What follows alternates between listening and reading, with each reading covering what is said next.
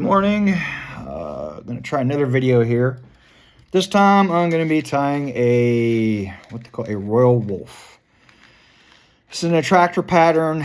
Don't really know what it represents. I know my friends have tied it for and they say it is great. They love it. All right, first thing first, size 14 dry fly hook, must add. Thread you're going to use is red unithread, 6/0. Start again behind the eye, bring it back, okay. Clip it off. Again, bring it back to the barb. Excuse me a minute, see if I'm still videoing here. Yes, I'm still videoing. All right, good. Everything's working. Back to there, the tail is what they call moose mane, right here. It is not a hair per se. What is a hair, but it's a lot thicker, and it's not as doesn't fan out as much as deer hair when you use that. This stuff is really coarse.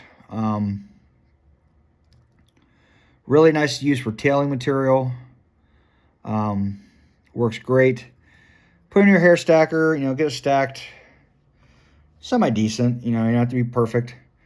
Again, fly tying is supposed to be fun. There's no perfect formula for any fly. You make it your own. You do what you need to do. As the old saying goes, you do you, and just have fun with it. Mix up the materials, try something new. Okay, get in here. Again, tail, length of the body. Okay, capture it. Make sure you capture it on top.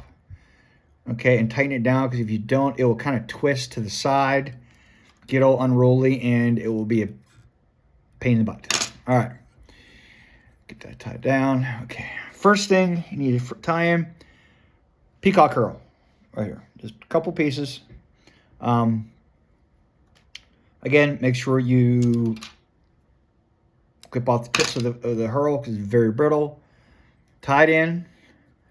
Okay. Make sure you tie both pieces in. Okay. Way to go there. Okay. Get it tied in. Kind of advance your thread just a little bit, because what it's going to do, this is the back half of the body. Take it 2 or 3 times, wrapping it forward. Hold it up. Capture it. Okay. Now you want to bring your thread forward over top of that herl. You guys see what I'm doing now. Just bring the thread forward over top of that herl. That is kind of like the middle section of the body. Okay. Once you get that, bring it again in front of the herl and wrap your herl again around the body. 2 or 3 times. Something like this. That should be good. Okay. Capture it. Now make sure you save this herl, because if you have the stuff that's kind of on the long side, around 7 inches or so, clip it off. You should be able to get a couple flies out of that, okay? So, again, stand by to make sure everything's... Okay, we're doing good. All right, good deal. Now, last part, you're going to have 2 separate... You can do 2 separate, or if you do, just do 1. Brown dry fly hackle and grizzly dry fly hackle. Okay, so I'm going to take some of your piece of your grizzly right here. I use one of these gauges to kind of like give me a ballpark of how long I want the barbs to be in reference to the hook.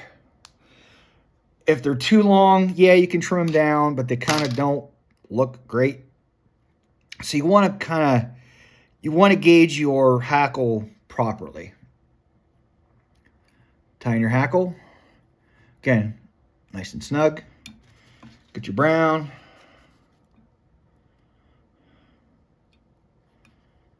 Tie in your brown.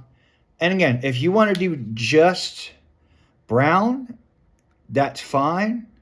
I can't remember what the actual recipe calls for. It's brown and grizzly, but I like using brown and grizzly.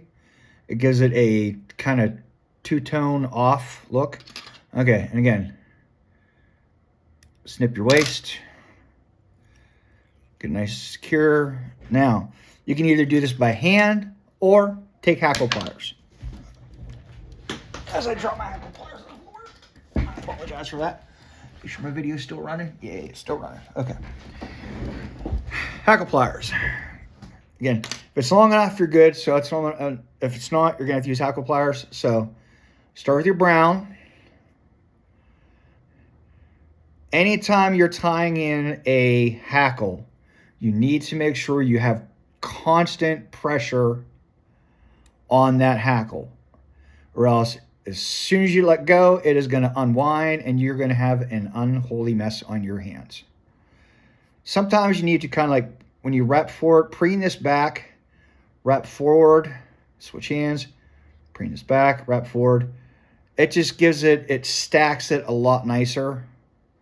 Okay. Hold it, capture it with your thread, capture it a couple times. And again, make sure this is snug, or else it is going to untie and you're going to have an unruly mess that you do not want. All right, if you want to kind of get rid of some of the stragglers, okay, you can clean this all up when you're done.